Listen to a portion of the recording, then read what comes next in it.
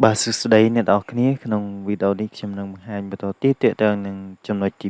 5ការប្រើប្រាស់ line and paragraph spacing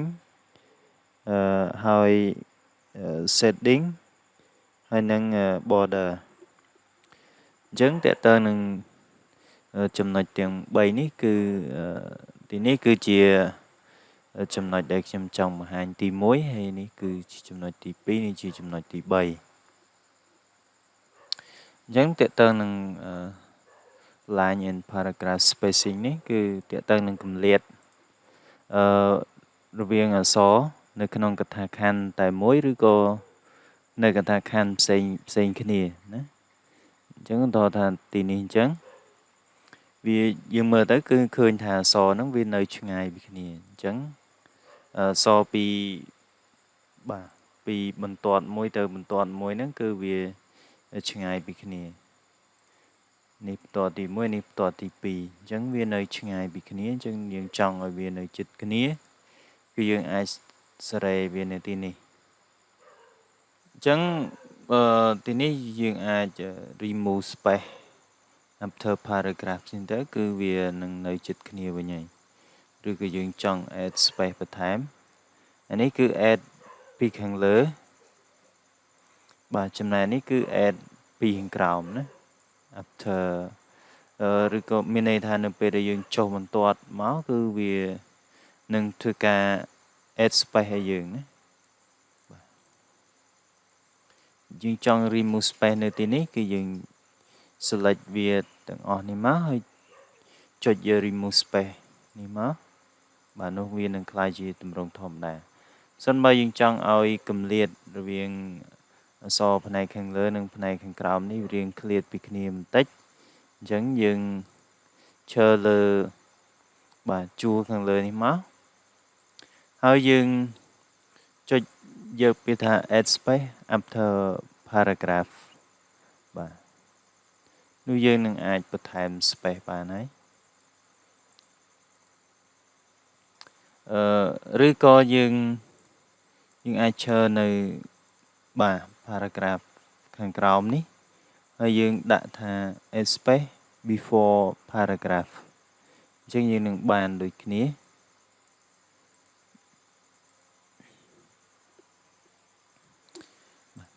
ចំណុចនេះផងដែរគឺថតថាខ្ញុំចង់ដាក់គម្លាតអក្សរទាំងអស់នេះឥ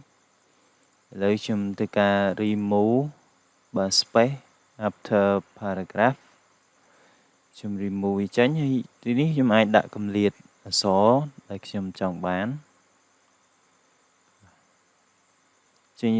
យើងដាក់គម្លាតប្រមាណក៏បានដែរឬក៏យើងចុចនៅទីនេះដើម្បីយើងកំណត់បាទទៅកំណត់គម្លាតរវាងបាទបន្ទាត់មួយទៅបន្ទាត់មួយចឹងយើងមើលនៅទីនេះយើងបញ្ចូលតម្លៃវាបាទអញ្ចឹងនៅពេលដែលយើងបញ្ចូលមកគឺយើងអាចមើលនៅខាងក្រោមនេះបានគឺវានឹងធ្វើការបន្ថែមគម្លាតឬក៏បង្រួមគម្លាតបាទយើងមើលតាមនេះទៅយើងយល់ហើយណាបាទបើយើងគិតថាយើងចង់បានគម្លាតប៉ុណ្ណឹងរហូតទោះបីយើងបង្កើតនៅឯកសារថ្មីយើងចង់បានគម្លាតប៉ុណ្ណឹងយើងអាចចុចលើប៊ូតុងនេះបាទ set as default នេះដើម្បីកំណត់ជាទម្រង់ដើមណាជាងលើក្រោយយើងអត់កំណត់ទេហើយនៅទីនេះមានមុខងារច្រើនដែលយើងអាចជ្រើសបានជាទម្រង់ single ឬក៏អានេះគឺរៀងឃ្លាតពីគ្នាបន្តិចអានេះគឺឃ្លាតពីគ្នា2ដងបាទឬក៏បែបនេះយើងបញ្ចូលតម្លៃលេខនៅទីនេះបាទអានេះវិញគឺតកតើនឹងពេលដែលយើងចុះបន្ទាត់បាទពេលយើងចុះបន្ទាត់ទៅគឺយើងចង់ឲ្យ space ហ្នឹងនៅខាងលើប៉ុន្មានបាទយើងចង់ឲ្យវានៅប្រមាណក៏បានដែរគឺចង់វាអូតូបែបនេះបន្ទាប់ពីយើងចុះបន្ទាត់ហើយយើងចង់ឲ្យគម្លាតខាងក្រោមប្រមាណគឺយើងអាចសេរីនៅទីនេះបានដូចគ្នា ឬយើងចុច tick នៅត្រង់នេះយើងមានន័យថាយើងមិនដាក់ space នៅពេលដែលយើងចុះបន្ទាត់ទៅ paragraph ថ្មីណាឬក៏ទៅកថាខណ្ឌថ្មីអញ្ចឹងនៅពេលយើងបញ្ចូលតម្លៃលេខបានហើយយើងចុច OK ទៅវានឹងធ្វើការ add space ឲ្យយើងដោយស្វ័យប្រវត្តិពេលខ្លះយើងដាក់ space ចិត្តគ្នាពេកគឺវាអាចធ្វើអក្សរយើងដាច់ថអញ្ចឹងណាចឹងឃើញថាមានផ្នែកខ្លះដាច់ដូចនេះស្រអុកអីចង់ដាច់មើលចង់ឃើញអញ្ចឹងទាមទារយើងដាក់កម្រិតមួយឲ្យសមល្មមដើម្បីកុំឲ្យវាដាច់ណាអាចដាក់ប៉ុណ្ណេះឬដាក់ប៉ុណ្ណេះយើងចង់ដោះវាចេញវិញគឺយើងចូលទៅកន្លែងនឹងវិញណាយើងចុចលើវាទៅយើងន័យថាដោះចេញណាបាទបន្តមកទៀតគឺតេតើនឹងចំណុចនេះ setting មានន័យថាយើងចាក់ពណ៌ background ឲ្យអក្សរយើងហ្នឹងបាទមានន័យថាចាក់ពណ៌ឲ្យផ្ទៃអក្សរយើងហ្នឹងផ្ទៃខាងក្រោយនៃអក្សរហើយថតខ្ញុំចង់ចាក់ពណ៌ផ្នែកខាងលើនេះខ្ញុំ select វាហើយខ្ញុំធ្វើការដាក់បាទធ្វើការដាក់ពណ៌ដែលខ្ញុំចង់បានហើយខ្ញុំឆ្លាញ់បែបនេះអញ្ចឹងខ្ញុំដាក់បែបនេះបាទអញ្ចឹងការដាក់ setting នេះគឺវាដាក់វាបាទវាដាក់ទៅចូលជាមួយនឹងបាទ line តែម្ដង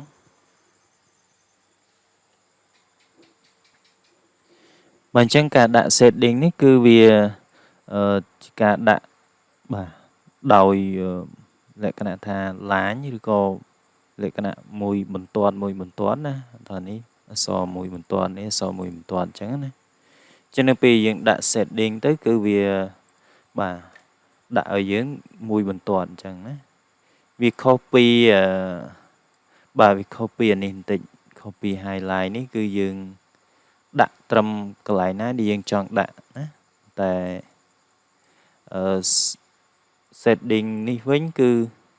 បាទវាដាក់ឲ្យមកផ្ទាត់តែម្ដងអញ្ចឹងយើងមិនចាំបាច់ select តួអក្សរអញ្ចេះក៏បានដែរយើងគ្រាន់តែដាក់ cursor នៅជួរណាយើងចង់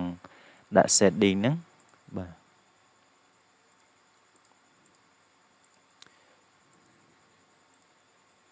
បាទហើយយើងអាចជ្រើសពណ៌នៅទីនេះបាទតាមតម្រូវការយើងឬយើងចង់ដោះចេញយើងដាក់យើងចុចយក no color អញ្ចឹងវាដោះឲ្យយើងហើយឬយើងចុចនៅទីនេះដើម្បីទៅជ្រើសរើសពណ៌ផ្សេងទៀតណានៅទីនេះមានពណ៌ច្រើនយើងអាចចុចយកមកប្រើបានឬក៏យើងអាចសេរីពណ៌តាមចិត្តដែលយើងចង់បាទមានទម្រង់ផ្សេងបាទហើយយើងចុច OK ទៅបាទជាការស្រេចចឹងត្រង់ចំណុចគឺអស់ហើយតទៅមកទៀតតទៅនឹងចំណុចនេះ border អញ្ចឹង border នេះខ្ញុំបង្ហាញតែផ្នែកខ្លះទេផ្នែកខ្លះទៀតគឺមិនបង្ហាញទេចាំបង្ហាញនៅចំណុចក្រោយទៀតជាងទី1គឺចំណុចខាងលើគេនេះយើងអាចមើលទម្រង់វាបាននេះតែខាងលើគេនេះគេដាក់បន្ទាត់នៅខាងក្រោមនេះបាទអានេះគេដាក់បន្ទាត់នៅខាងលើនេះគេដាក់បន្ទាត់នៅខាងឆ្វេងអានេះដាក់នៅខាងស្ដាំអានេះអត់មានបន្ទាត់ទេណា no border អញ្ចឹងយើងចង់ដាក់បន្ទាត់នៅខាងក្រោមអក្សរហ្នឹងគឺយើងចុចលើវាចឹងមកយើងចង់ដោះវាចេញវិញយើងបាទយើងត្រូវចុចលើវាវិញអានេះគឺសម្រាប់ដាក់នៅផ្នែកខាងលើអក្សរហ្នឹងយើង select ក៏បានមិន select ក៏បានសំខាន់ឲ្យតែ cursor យើងឈើនៅបាទយើងឈើនៅត្រង់ជួរនៃអក្សររបស់យើងហ្នឹងបាទនេះគឺយើងដាក់នៅខាង